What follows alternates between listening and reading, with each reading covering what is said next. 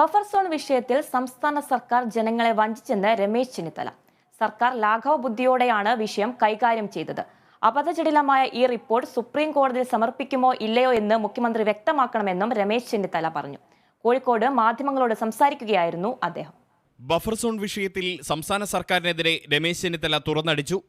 ലക്ഷക്കണക്കിന് കർഷകരെ വഴിയാധാരമാക്കുന്ന ഈ നടപടിയെപ്പറ്റി ഗൗരവത്തോടുകൂടി ആലോചിക്കാതെ ഗവൺമെന്റ് എടുത്ത ഒരു നടപടിയാണ്. അതിനുശേഷം പ്രതിഷേധം നിയമസഭയിലും പുറത്തുമെല്ലാം ഉയർന്നപ്പോൾ ഗവൺമെന്റ് ഒരു സർവേ നടത്താൻ തീരുമാനിച്ചു.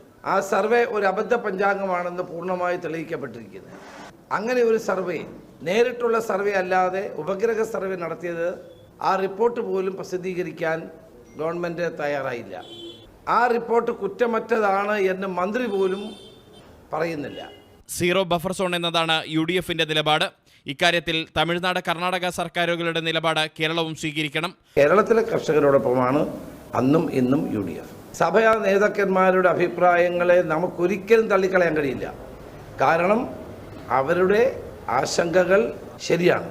വനമന്ത്രി രാവിലെ പറഞ്ഞതല്ല ഉച്ചയ്ക്ക് പറയുന്നതെന്ന വിമർശനം ഉന്നയിച്ച മുൻ പ്രതിപക്ഷ നേതാവ് ഇക്കാര്യത്തിലുള്ള ദുരഭിമാനം സർക്കാർ വെടിയണമെന്നും ആവശ്യപ്പെട്ടു.